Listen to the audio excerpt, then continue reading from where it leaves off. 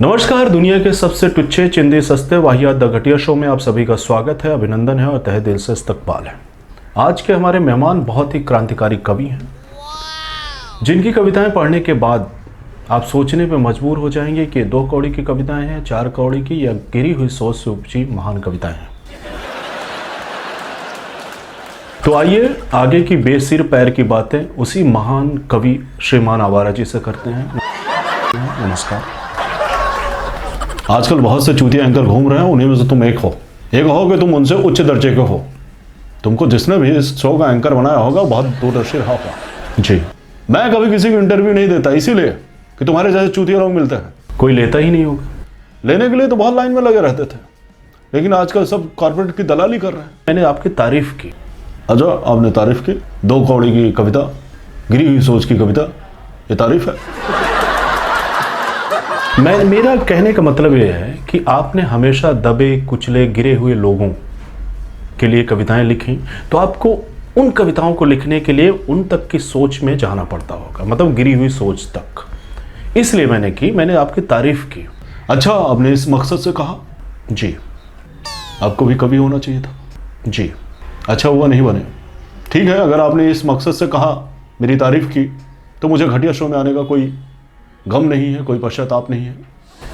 आप क्या करते हैं? झक मराते हैं। सर, आप तो नाराज हो गए। अरे बात तो ये हुई कि एनआरसी और कैब की चर्चा में कूद जाओ और फिर पूछो अमित शाह कौन है। मतलब?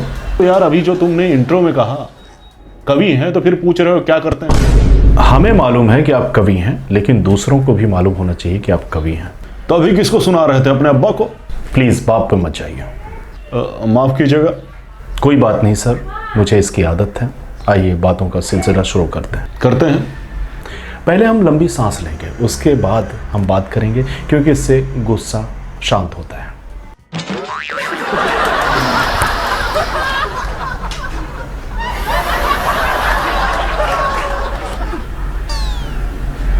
शुरू करें? जी। आप क्या करते हैं? फिर बकचोदी? नहीं सर, मतलब बातों का सिलसिला ऐसे ही शुरू होता है। अच्छा, मैं कवि हूं, कविताएं लिखता हूं। किस पे लिखते हैं सर? नफरत पे लिखता हूं। मैं नफरत पे कविताएं लिखता हूं। लेकिन बाकी सब तो प्रेम पे लिखते हैं। अबे चूतिया, प्रेम पे कविता लिखने वाले का इंटरव्यू ही ले लो। फिर से आप ऐसे बाहर जा रहे हैं। माफ कीजिएगा सर, हम फिर से एक लंबी सांस लेते हैं।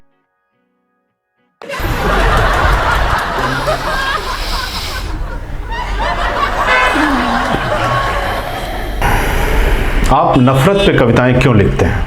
क्योंकि प्यार पे बहुत लोग लिख रहे हैं। तो प्यार की कविताएं क्यों नहीं लिखते? जब सब प्रेम पे कविताएं लिखेंगे तो नफरत पे भी कोई लिखने वाला होना चाहिए। मतलब? जिस समाज में प्यार से ज्यादा नफरत दिखता हो, वहां प्यार पे कविताएं कैसे लिखूं? तो बाकियों को प्यार कैसे दिख जाता है? दिख रहा होगा। आपने प्रेम पे कविताएं पढ़ी हैं? जी, आज ही पढ़ी। मुझे बहुत अच्छी लगी तो मैंने लिख के रख ली कि इसे मैं अपने फेसबुक वॉल पे डालूंगा अपने नाम से। प्रेम पे कविताएं पढ़ते हैं और शक्ल नफरत वाली लगती है। मतलब कुछ नहीं यार, कविता सुनाओ।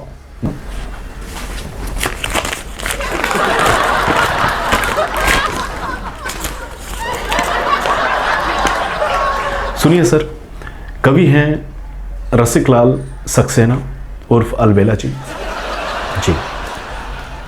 मैं तुम्हारे पास आना चाहता हूं, तुम्हें छूना चाहता हूं, फिर से याद करना चाहता हूं वो दिन जिसमें हम एक ही टक देखते थे, एक ही तारे को।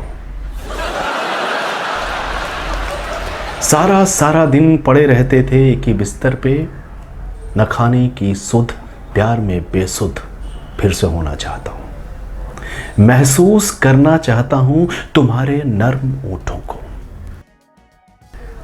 तुम्हारे ओठों से सुर्ख लाल रंग चुरा कर देना चाहता हूं उन गुलाबों को जो तुम्हारी याद में मुरझाए पड़े हैं पुरानी किताब के पन्नों के बीच।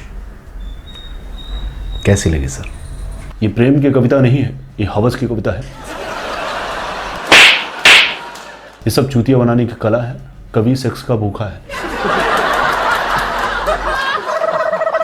इसकी हरकतों के चक्कर में लड़की ने लात मार के निकाल दिया होगा। अभी कोई मिल नहीं रही होगी। ये ह्यूमन नेचर है। जो अभी आपको मिला है पहले वाली से तुलना करेंगे, अभी बोलेंगे पहले वाला बेटर था। ये डायरेक्ट लड़की को नहीं बोलेंगे क्या वो मिलते हैं, क्योंकि लड़की फटाक से मना कर देगी। तो ये बेजुबान चीजों का सहारा लेते हैं, चांद का, तारे का, आसमान का, क्योंकि ये बेजुबान होते हैं। ये इनकी हरकतों को बताएंगे नहीं। ये कभी नहीं बोलेंगे आओ पड़ोस के शर्मा जी से पूछो मेरी हालात कैसी है, तुम्हारे प्यार में पागल हो रहा है, क्योंकि शर्मा जी तुरंत बता देंगे इस हफ्सी की हरकतें कि बहुत कमीना किस्म का इंसान है, इससे दूर रहो। ठीक है, अगर आपको प्यार और नफरत में एक चीज को चुनना है तो आप किसे चुनेंगे? बेशक प्यार को। तो फिर आप प्यार पे कविताएं क्यों नहीं लिखते? जिससे तुम जैसे चूतिया समझ जाए कि प्यार के साथ साथ नफरत भी इसे समाज में होता है जो प्यार को फैलने नहीं देता। सर फिर आप गुस्से में आ गए। एक लंबी सांस लेते हैं। अरे भाड़ में गई तुम्हारी लंबी सांस, अपनी लंबी सांस अपने पास रख। मैं जा रहा हूं, दोबारा नहीं आऊंगा, क्योंकि तुम्हारे जैसे घटिया शो के घटिया एंकर की बातों का कोई निचोड़ निकलने वाला नहीं है। तुमने सही बोला था शुरू में, क्या आओ बेसिर पैर की बातें करें। अभी मैं जा रहा हूं। Sir please please please sir please जाइए मत, बैठिए। ठीक है, आप बात नहीं करना चाहते तो जाते जाते हमारे दर्शकों को एक अपनी रचना सुनाते जाइए।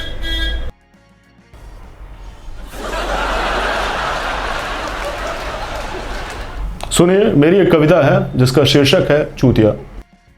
मैं दो ही चीजों पर कविताएं लिखता हूं, एक नफरत पे, दूसरा चूतियों पे। सर ये वर्ड थोड़ा अजीब लग रहा है, तो ठीक है इसे इंग्लिश में ट्रांसलेट कर लेते हैं।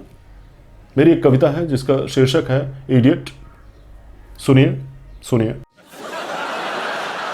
जी। कुछ होशियार थे, होशियार ही मर गए। कुछ होशियार थे, होशियार ही मर गए। वो चूतिए थे जो कुछ कर गए। वो चूतिए थे जो कुछ कर गए। भाई अपनी होशियारी अपने पास रखो। हमने सब कुछ चूतियापों से ही सीखा है। तुमने खाली ग्लास में भरा होगा, हमने भरी में भर के सीखा है किसे गिरना कहते हैं। तुम हमेशा खड़े रहे होगे, हमने गिर गिर के सीखा है जिसे उठना कहते हैं। वाह अद्भुत, ऑसम, वाह वाह वाह वारची।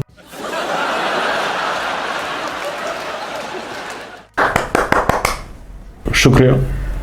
मैंने आपको कई बार नाराज किया, हमारी बात पूरी नहीं हो पाई, लेकिन एक तमन्ना हमेशा बनी रहेगी आपसे मिलने की। फिर कभी मिलेंगे, लेकिन तब जब आप ये नहीं पूछेंगे कि आप प्रेम पे कविताएं क्यों नहीं लिखते। पक्का आवारा जी। तो ये थे नफरत पे कविताएं लिखने वाले श्रीमान आवारा जी, जिनसे बात करके बहुत अच्छा लगा।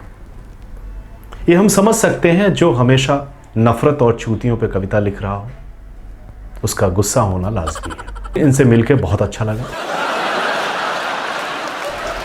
इसी के साथ लेते हैं विदा।